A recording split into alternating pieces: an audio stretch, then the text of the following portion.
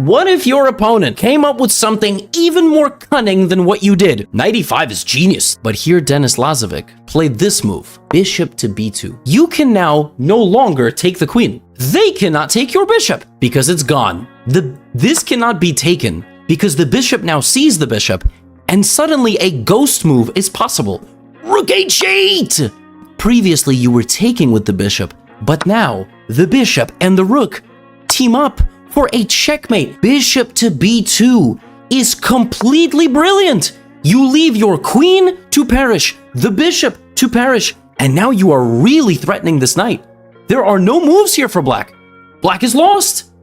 What a legendary move. A queen sacrifice to force a checkmate, and black is simply lost. Or so you thought. As it turns out, the best way to counter a brilliant queen sacrifice is to prepare one yourself. Because in this position, within seconds, it is Gurel uncorked queen to f2. The queen sent in like James Bond on a solo mission into the f2 square, checking the king, sacrificing herself 2 different ways. If the king takes, now the knight takes the queen. Because it's a check, you attract the king like a magnet to the f2 square, and then for good measure, you grab yourself a bishop on the way out. Dessert is included. Okay, fair enough. But what if the queen is taken with the rook? Well, it has had that planned as well. Now you take the queen, the bishop takes the bishop, you take the rook, and normally here, the bishop would come back and it would be a forced checkmate. But the knight is attacking the rook.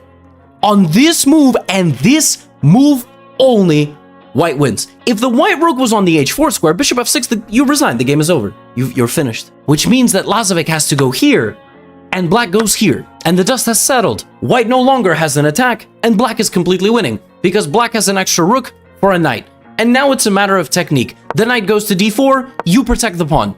Lazovic continues to try to go after your pawn. The easiest way to win this position is to trade the rooks. Trade the rooks. Let's have no memes, no fun, no nonsense. What's funny is, this position is Stockfish is not convinced about this position.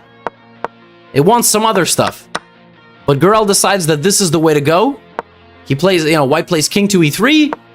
And the position that we reach is this one, which is actually, on this move and this move only, may be holdable. I think somewhere here, the computer was deeming, or maybe not. Maybe not. Stockfish has already reconsidered. Rook b3 and a brilliant move to follow d5, which is just like, you see that Stockfish was saying the position is equal somewhere around here. Like rook c1 takes. Yeah, here it was like white should have played something else, but no. Perfect. King here, and now the only winning move again, not rook b4, d5. And the reason why this is winning is because you give up the pawn to win back one of the others. And this is a win for black.